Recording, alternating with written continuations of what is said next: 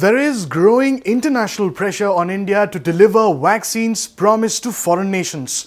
Countries like Nepal, Iran, UK, Brazil, Saudi Arabia, Morocco, South Korea, Indonesia, the Philippines and Vietnam are awaiting shipments of vaccines that India was supposed to send.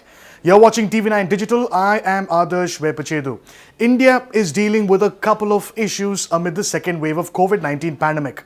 Number one, record spikes in COVID-19 cases. Number two, claims by as many as 10 state governments that there is a shortage of vaccines. As a result, what India has done is that it has altered vaccine exports to countries abroad. But this poses a major problem for several poorer countries that are counting on India for vaccinating their population. Here it is very important for us to understand WHO's COVAX facility, which is aimed at accelerating the development and manufacture of COVID-19 vaccines and to guarantee fair and equitable access for every country in the world. The facility is designed to supply vaccines to those countries that do not have the capability to negotiate on their own.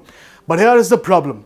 In the last about 2 weeks, only 2 million doses were shipped to 92 countries through the COVAX facility, and the number 2 million is small, given that the UK alone has injected so many vaccines. Here is the India Connect and the problem. India recently decided to stop exporting vaccines from its Serum Institute of India factory because of a surge in cases here. But COVAX is counting on SII that produces the majority of the AstraZeneca doses for supply to 1/3 of the global population.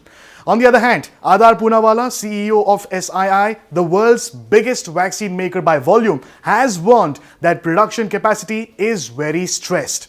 The shortage of vaccines in poorer countries because of this and the contrast in inoculation between these countries and the well-to-do countries can be felt and heard in WHO Chief Tedros Adhanom's words. Listen in. Shocking imbalance in the global distribution of vaccines. More than 700 million vaccine doses have been administered globally, but over 87% have gone to high-income or upper-middle-income countries, while low-income countries have received just 0.2%. On average, in high-income countries, almost 1 in 4 people has received a vaccine. In low-income countries, it's 1 in more than 500. Let me repeat that, 1 in 4 versus 1 in 500. As of 8 April 2021, under India's Goodwill and Humanitarian Initiative Vaccine Maitri, 1.05 crore doses of vaccines have been provided to 45 nations. This direct grant of vaccines is mostly to African nations. Apart from the grants, Bharat Biotech producing Covaxin and SII producing AstraZeneca's Covishield under the COVAX facility have exported 1.81 crore doses. We understand that some countries and companies plan to do their own bilateral vaccine donations, bypassing COVAX for their own political or commercial reasons. These bilateral arrangements run the risk of fanning the flames of vaccine inequity. This is a time for partnership, not patronage. Scarcity of supply is driving vaccine nationalism and vaccine diplomacy. So, Gavi, WHO, CEPI, and other COVAX partners are working on several options for accelerating production and supply. We are in ongoing discussions with the government of India about the supply of vaccines from the Serum Institute of India. We're working to accelerate the release and rollout of vaccines from SK Bio in the Republic of Korea. We're trying to expedite the delivery of the J&J vaccine. The shortage of vaccines, especially from SII's end, is leading to delay in rollout of vaccination drives in several countries. For instance, Nepal. The neighboring Himalayan nation had signed an agreement with SII for 2 million doses 1 million of which were supplied earlier for its phase 1 vaccination drive. Nepal was expecting its second batch of 1 million doses last month, and they are yet to be delivered, affecting the rollout of phase 2 vaccination drive, and the same has been flagged off by Nepal Foreign Minister Pradeep Gyawali with External Affairs Minister Dr. S. Jaishankar. On the other hand, Iran too has raised the need to speed up delivery of Bharat Biotech's Covaxin doses that it has already paid for. The Iranian embassy in a tweet said it has conveyed its needs to the Indian government and Bharat Biotech.